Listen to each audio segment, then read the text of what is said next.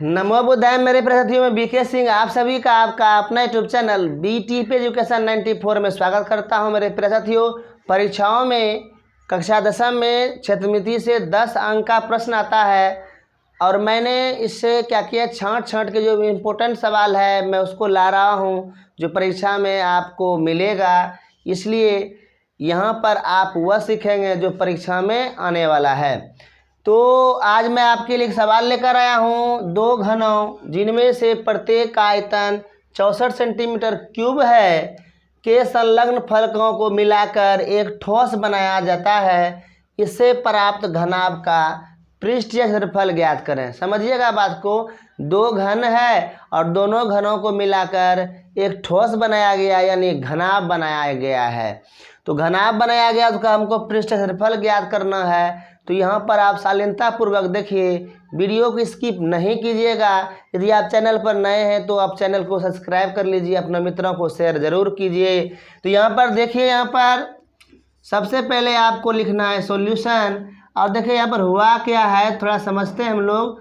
यह क्या है, देखिए घन है, ठीक है, और यह घन है। तो घन आप जानते हैं बनाने, आप इस शीर्ष को मिलाइए, यहाँ भी मिला देंगे और यहाँ भी मिलाएंगे और यहाँ भी मिलाएंगे। एक और घन आप बनाइए,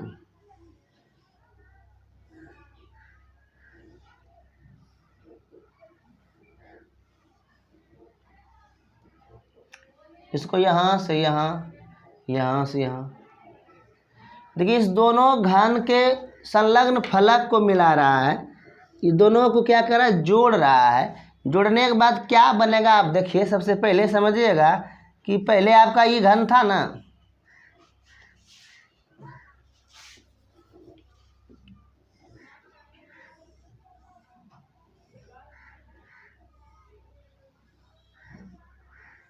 पहले ऐसा घनाभ है, घन है, ऐसा घन बनेगा। अब इसमें हम क्या करेंगे, इसको आगे बढ़ाएंगे। देखिएगा ध्यान से, इसको आगे बढ़ा दिए, फिर इस लाइन को खींच दिए। अब ये दोनों शीर्ष है ना, इसको आगे बढ़ा दीजिए, इसको भी आगे बढ़ा दीजिए और यहाँ खींच लीजिए। अब इस शीर्ष को यहाँ से मिल रही है, यहाँ से मिल रही है। तो यहाँ पर क्या हुआ है कि दो घनों में प्रत्येक आयतन दिया गया है, दोनों का आयतन दिया गया है।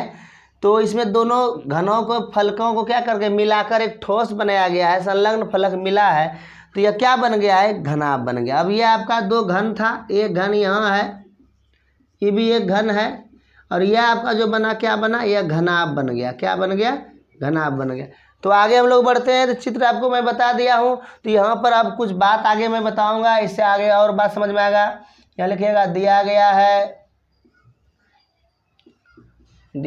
है, देखिए क्या दिया गया है, घन का आयतन दिया गया है। क्या दिया गया है, घन का आयतन दिया गया है 64 सेंटीमीटर का क्यूब। घन का आयतन दिया गया है 64 सेंटीमीटर का क्यूब, मैंने लिख दिया। और घन का आयतन का जो सूत्र होता है वो होता है भुजा का क्यूब। तो 64 सेंटीमीटर का यहाँ पर क्यूब लिखेंगे। अगर हम भुजा का मान जानेंगे, इधर क्यूब रूट हो जाएगा, 64 सेंटीमीटर का क्यूब नहीं हो गया। तो यहाँ लिखेंगे अब क्या, देखिए 3 यहाँ करनी भैया है, 64 को तोड़िए, 4 सेंटीमीटर, 4 सेंटीमीटर और 4 सेंटीमीटर बराबर कितना हो गया।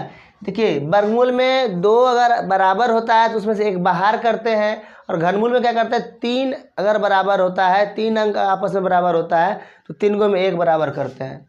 तो 3 अंक यहाँ है, इसमें 4 सेंटीमीटर हुआ, इसलिए घन की भुजा बराबर क्या हो गया, 4 सेंटीमीटर। अब यहाँ हमको क्या करना है कि मिलाया है दोनों, लेकिन चूंकि लिखेंगे दो घनों के संलग्न फलकों को मिलाकर एक ठोस घनाभ बनाया गया है। तो यहाँ पर क्या हुआ है, दो घनों के संलग्न फलकों को मिलाकर एक ठोस घनाभ बनाया गया है। अब घनाभ जब बन गया है तो क्या क्या आगे होगा, देखिए घन में सिर्फ भुजा होता है लेकिन घनाभ में लंबाई भी होता है और चौड़ाई भी और ऊंचाई तीनों होता है।